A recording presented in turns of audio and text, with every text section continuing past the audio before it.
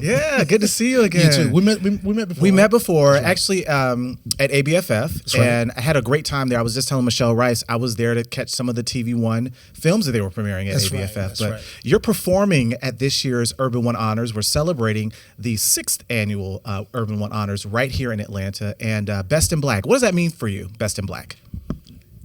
Best in Black. I think I've described black once before as everything and nothing at all. I mean, it's just infinite. You know what I mean? Like, you know, and so black is as infinite as the universe. You know, the cosmos, outer space. So anything can be done. You know what I'm saying? Like, black is so possible. You know what I mean? You feel me? Absolutely. And I hope that makes sense to everybody. Yeah, that's why I'm wearing it. I'm That's always what in I'm black. saying. I came totally underdressed today, so you guys forgive me. No, but you're performing this year, right? Yeah, no, I'm going to perform 6th annual Urban Honors. It's an honor as well to be here and invited. So yeah, we're going to put up a couple classics and we're going to do a couple of surprises too for the people. Yeah. Now they're honoring Mary J. Blige, Dionne Warwick. As they should. Yeah, Frankie Beverly, Chloe. Whose performance are you looking forward to seeing the most? I love them all. All of those namesakes are incomparable, iconic, irreplaceable. You know what I mean? Immortal. Yeah. So when you say Frankie Beverly, it's like, oh, Right. you know what I mean? Everybody And slides to Before I Let Go, right? exactly. And I, you know, me being from Atlanta, Georgia, and as often as they are here, and of course I've met the King, you know, so on a number of different occasions, but I've never gotten a chance to see them perform as often as they come here to Chastain Really? Park. Yeah, it's like they perform at Chastain Park every Like every weeks, it seems like. right. But I've never seen a Frankie Beverly and Mays show, so Wow. so if I have to pick one, it would be Frankie. Okay. Hip hop just turned 50 years old last year. You are a iconic hip hop artist from Atlanta. What does and you know, Alfred Liggins had referred to Atlanta sort of being now the new hub for black entertainment. How does it feel to be a part of that lineage of Atlanta and all eyes being on Atlanta right now in terms of music, in terms of television, in terms of film? It's amazing because I think when I started around 1994, 1995, shouts out to the entire Dungeon family. Yeah, absolutely. And what we had, you know, wished to contribute was just more of an effort of inclusion. You know what I mean? That was our attitude, not competition, but coexistence. You know what I mean? I felt like everyone would be counted, each region, and then we would probably dispel those imaginary boundary lines that divided us. You know what I mean? Right. And we would be one nation under a groove, getting down for the funk of it. You know what I'm saying? I'm quoting my godfather, George Clinton. Absolutely. You know what I'm saying? So, but just to be specific and put more emphasis on where we're from and what we brought to the game, it's like it's still a little, you know, surprising because you just never know. Yeah. You know what I mean? Like I will say culturally sometimes we tend to lend ourselves toward trend more than we do tradition. You know what I mean? Okay. And of course, you know what I mean, like the Dungeon family, we came to be distinctive and untraditional. Absolutely. So, you know, the fact that we're still around, you know, Andre 3000 just released an all instrumental flute album a couple weeks ago. Right. So I mean, you know, imagine that. Yeah. Isn't that amazing? Absolutely. So like, you know, I'm very proud of that. I'm very proud of what we were able to contribute and the staying power, you know what I mean, of the music that we gave to culture. Yeah. So, Sela, I got to ask this question because biopics are really, really big. Is there someone, dead or alive, that you would love to be able to tell their story and possibly tell the story on TV One? Ooh. Am I stumping you? What? You are. I mean, I guess being biased, I guess I would say the Dungeon family story hadn't been told. Okay. You know, not like the Wu-Tang Saga series, Right. which was great. Right. Yeah, I think I would like, you know, our story to be broke down into episodes, you know what I mean? And or maybe like a, you know, hour and a half, 2 hour saga. Or maybe a documentary. Yeah, maybe a doc. You know what I mean? I think we've had, you know, these individual accounts here, there, and elsewhere, but, you know, just a long play where people can just have it just jump off the screen, you know, out at you like 3D or something. Yeah. Yeah, I would love to see that. Absolutely. CeeLo Green, you guys, performing at the Urban One Honors. What song are you going to be performing? Or can you tell us that? I guess, I don't know. I spoke to 10 to 15 people. They're like, what are you doing here? I was like, I'm performing, so I don't know if it's a surprise, or maybe I'll just keep the surprise going. All right. You guys just tune in, though.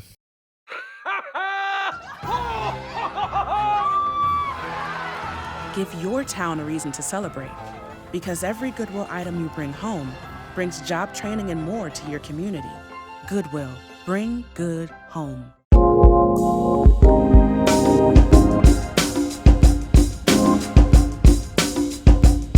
All right. Well, first of all, I got to say congratulations. And today is sort of it's an anniversary times 2, 3, maybe. It's the actual anniversary of TV1. You guys are celebrating your 20th anniversary. But then it's also TV1 Day here in Atlanta. You just received that proclamation. That's incredible. Right?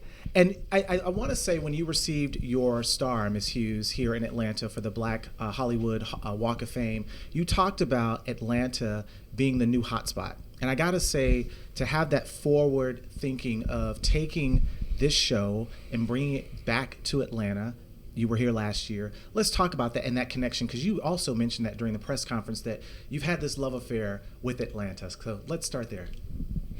Yeah, the love affair started in 1995 when we're based in Washington, D.C., so the Washington-Baltimore area is kind of our home base. But the very first place that we were dying to get into and to be part of was Atlanta, Georgia. And we've always sought out large African-American populations. And Atlanta was up and coming, the South, people were moving there. And what we didn't know at the time, I knew that there was an underserved market here because there weren't a lot of media outlets. Right. But what I didn't know at the time until we actually got down here was that there was an cultural entertainment and creative renaissance that was happening that would explode and change cultural America. And it started when the music industry, focused and descended upon Atlanta. Our very first radio station really was, a station that focused on the music that was coming out of the Atlanta music scene, because the other radio stations were kind of homogenous and mainstream, and we played all of the early stuff, music that I hadn't even heard before. Because this music wasn't being played in Washington and Philadelphia and in New York City.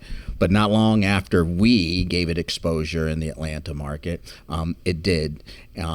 And the music scene exploded. And then as we morphed into the cable television business, Georgia and Atlanta morphed into a film and entertainment center and hub. And so as we've grown our company into an entertainment multimedia conglomerate, Atlanta has transformed into the preeminent entertainment hub in the country, even supplanting Los Angeles in a lot of ways. So that's yes, what I said that day. You did. It is true. So it's not just a love affair. It's a mutual growth experience. And again, it just so happens that the culture that comes out of Atlanta is aligned with the culture that we actually serve and the consumer that we actually serve. And so, it's home in a lot of ways for, what we do. So a real easy decision, to be here, to come back for a second year, to commit to a third year.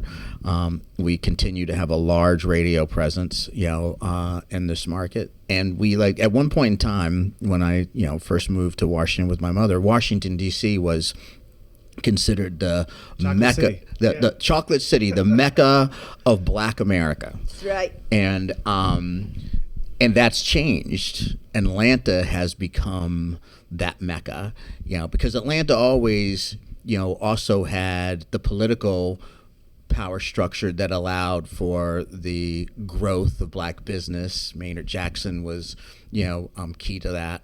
But what happened in Atlanta was entertainment and culture also rooted here and exploded. And that didn't happen in Washington. Washington, it's still the seat of power for the world from a political standpoint, but Atlanta has become the seat of power, I think, for African-American excellence, culturally, business-wise, and I just feel fortunate that we're part of it.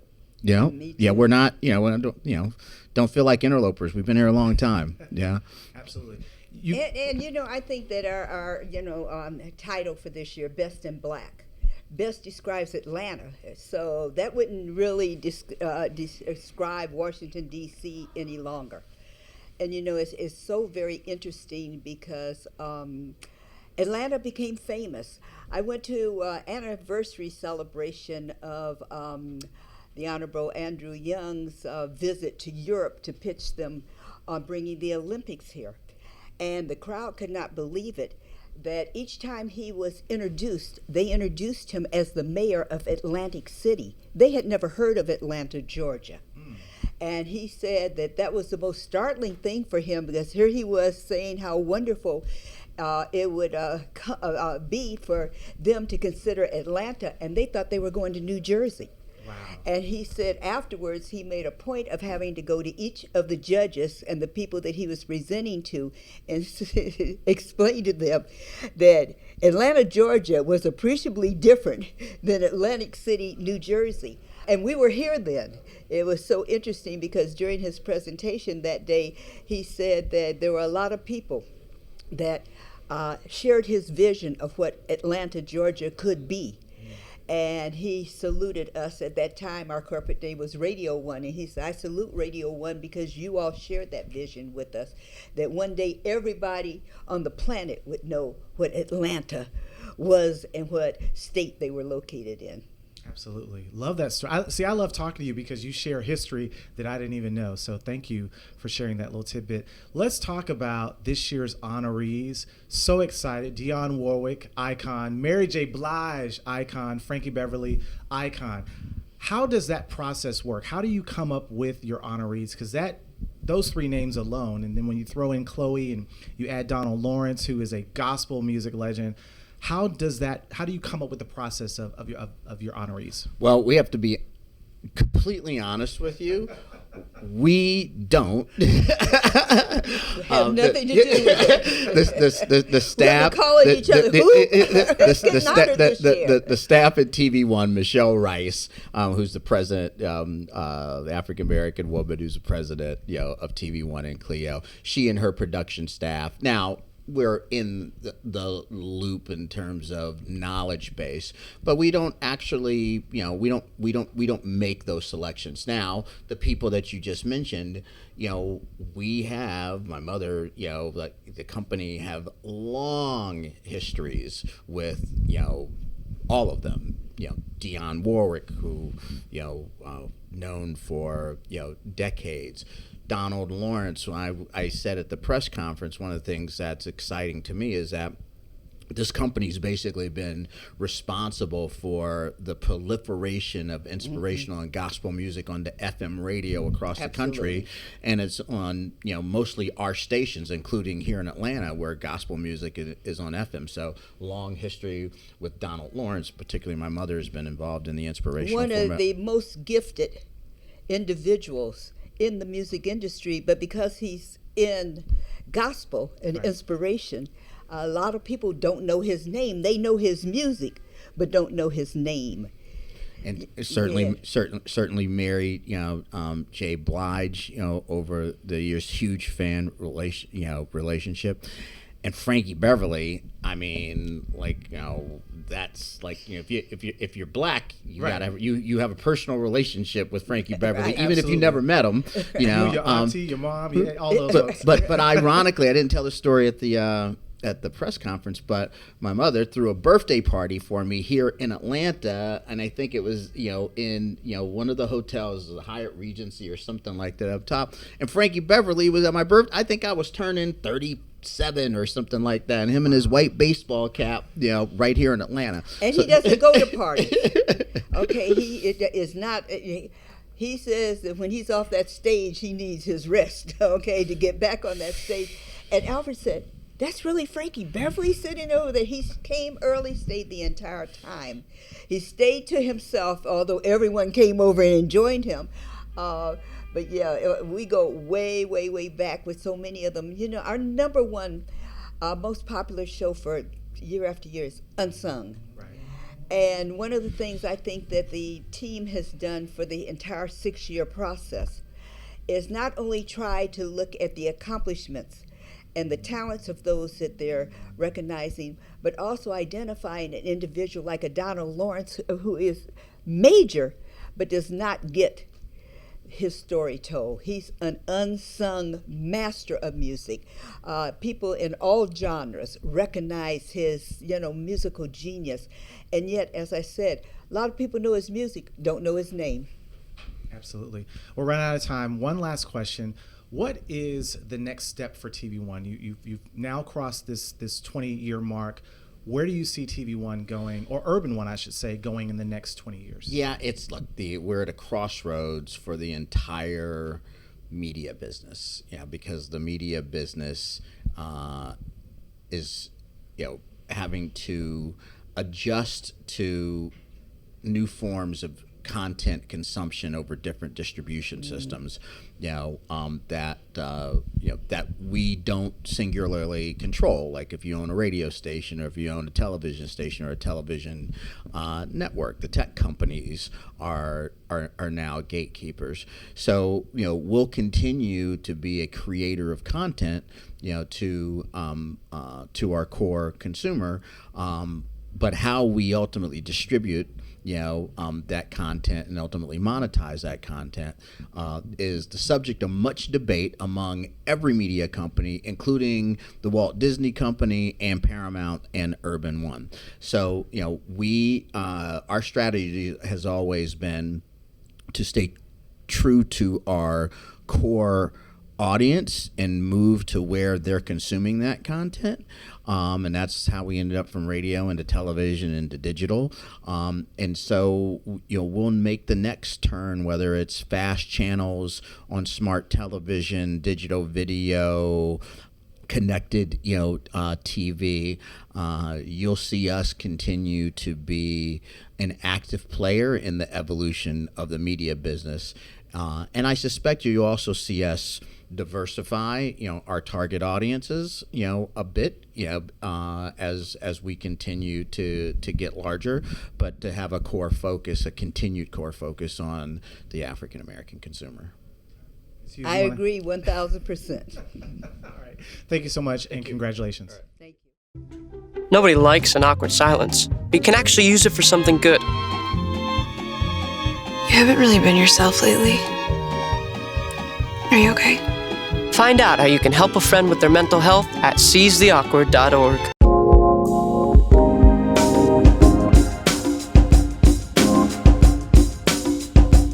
All right, well, Ms. Warwick, welcome to UpFront. How are you? Well, thank you very much. I'm fine. How are you? I'm good. Good. This is just, so when Lisa called me and told me that you were going to be just within 10, 15, 20 miles within the city, I was like, I got to be there. I got to meet her. We got to talk. And this is just such a pleasure to finally get to sit and talk with you. Been listening to your music for so many years, been a fan for a very long time. Thank you. 2020 is going to be another big year for you. We mentioned prior to getting started with this that it's actually the 35th anniversary of your iconic song, That's What Friends Are For. Right. Can we talk about that and what really inspired that particular record? Because that was really a bold move for you as an artist at that time. AIDS was just not something that people wanted to attach themselves to, and you went boldly forward to... I heard the song. I was doing a project for Arista, and Clive had asked Bert to be a part of the project itself. So I just left their home, he and Carol Bersager, listening to songs. And that evening I was watching TV, and a film called Night Shift came on. And at the end of the film, while they're rolling credits, a song called That's What Friends Are For came on. And I waited to see who wrote the song, and as it turned out, it was Bert and Carol. So the next day when I went back to the house, I said, well, why didn't you guys play the song for me? So Carol, who I continued to call a hoot, said, well, now 4 people know that song. I said, what are you talking about? He said, well, Bert, myself, you, and Rod Stewart, who recorded the song. I said, well, everybody should know this song. So I said, I want to record it. And they said, fine. And I called my friends. I called Gladys first, and she said, yeah. Stevie, of course, said, of course. I ran into Elton in the grocery store. Wow. That's where I found him, and he said yes. And that song was not originally designated as the anthem it's become for the AIDS issue. It was just a song with friends. And it happened that Elizabeth Taylor was in the studio, who was friends with Bert and Carol, and she asked if we would mind giving that song to her foundation, AMFAR, to combat the AIDS issue. And since we felt, well, we had lost so many people within our industry, each individually and collectively, and if our talents were going to raise awareness and funds, why not? So that's how it became the song it is regarding AIDS. That year was also another big year for We Are the World, which was another iconic moment in music history. Yeah. Can we talk about that night? Oh, that was a night, that was one of those, you had to be there. Yeah. You know, people keep asking me, how was it? You can't explain a night like that. It was just one of those, truly, you had to be there to know what kind of night it was. We all knew why we were there. We wanted to be able to help some folk feed themselves in Africa. There were representatives of those countries in the studio with us to say thank you. But we felt the pleasure was ours, giving our talent to be able to send food over there, and not only that, but also teach them how to provide themselves with food. So it was just, Like you said, we are the world. Yeah, That's what it was. You, when I think of your name, and when your name comes up, I often say that you were really the first black female pop superstar, I believe, that we had in the music industry. That's, to me, Whoa. you were that. Okay, thank you. I mean, you were out at a time that Aretha Franklin was out, but she was doing a lot of soul music at that time. But you were really out there doing it. I mean, Bert had you doing song after song after song. Yeah. Was there any pressure? Did you ever feel pressure at that time? No, I was singing some great music and some great songs that were written specifically for me. There was nothing to feel pressure about. You know, enjoying every minute of it. Let's talk about your first song, Walk On By. My first song was Don't Make Me Over. That's right, I'm sorry. I messed that up. Don't Make Me Over. Yeah, Yeah. that's what it was. Yeah. And that's what I meant too. Yeah. Yeah, that song was written because of something I said to Hal David, who heard me say it and put pen to paper and came up with Don't Make Me Over. And subsequently after that, it's herstory, not history, herstory. Yeah. Say a Little Prayer for You. Can we talk about that? Oh my, yes, that was written during the Vietnam War. And it was Hal's way of sending a message, and I'm so thrilled to have been a part of that, to our babies, because that's exactly what they were over there, fighting a senseless war. He made it so that they knew how much we were thinking about them, how much we cared about them, and wanted them to come home safe and sound. Until that time, know that you had people on the other side of the world thinking about you consistently. And it was a joy to be able to do that. As a matter of fact, I've had several Vietnam vets. One of the most iconic of them, Colin Powell, who told me straight up that song got him through that war. So, you know, and those are the kinds of messages I got from other veterans. And it makes you feel good to know that you're part of their coming home and being safe and sound and enjoying life again. I know I'll never love this way again. That was my entree to Arista Records. The song was brought to me by Clive and Barry Manilow, who produced the CD. And I stayed to this day. My puppy could have sang that song, it would have been a hit. That's how great that song really is. When you have songwriters who write songs about something that's true to them. And you're able to convey that message that they meant to have conveyed. It was a joy. It was my first platinum CD. It was a Grammy Award winner, along with the B-side of that, which was Deja Vu. Oh my gosh, another classic. And I won a Grammy that same evening for Deja Vu. So I won 2 Grammys that one night. Wow. It was most exciting, very exciting. Another project that was a personal favorite of mine was the Woman in Red soundtrack that you did with Stevie Wonder, and love all of those songs. Absolutely. Can we talk about that collaboration? That was a joy to do. I was asked by Gene Wilder, who produced the film, to be the music coordinator. So I said, yes, I'd love to. And he says, okay, then you find out who it is that you want to write the score for the film. Blah, blah, blah. And I told him, I said, I went to Lionel Richie first. And Lionel was just a little too busy. I said, okay, fine. And I called my Stevie. I said, Stevie, I want you to do a film with me. He said, okay. I said, I want you to write the score for it. He said, okay. I said, all right. I called Gene Wilder. I said, Stevie Wonder's going to write the music for the film. He looked at me, he said, but he's got to see the film. I said, he will. He'll see it. Stevie's blind. I said, yeah, I know he's blind. How's he going to see the film? I said, calm down, trust me. And Stevie was here in New Jersey, flew into LA to view the film. And he sat to my left, and I watched the film for him. Okay. And whenever there was a scene where people were laughing, he said, what's going on? And I would explain visually what I was seeing to him. And he said, well, what does she look like? I said, she's absolutely gorgeous. She's got on this red dress, it's flying in the air, and that's where the Woman in Red title came from. We went in the studio, we recorded the entire CD, the entire score. Stevie had to go to London, took the music with him. It scared me to death because he's over in London with the score and I've got to turn this music in. Oh, you have no idea.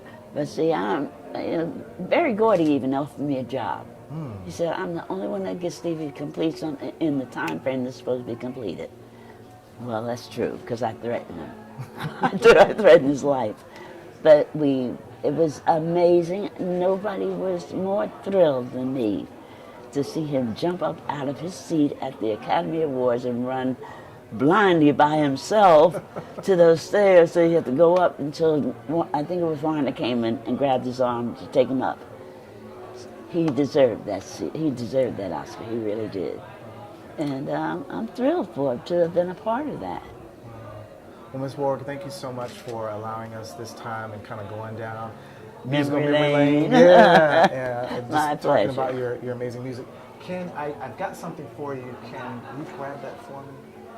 I know your birthday was last week, and I just wanted to give these to you and say happy birthday. Pretty and I so day. Appreciate this opportunity Thank to talk to you. you. Tulips, yeah, love it. Thank you so much. Congratulations on the album, and here's to a great 2020. I'm on your side there. Thank you. Tonight's program has been brought to you by UpFront, inside Atlanta's entertainment industry. Saturdays at 9 a.m. on Atlanta's Jazz Station, Jazz 91.9 WCLK.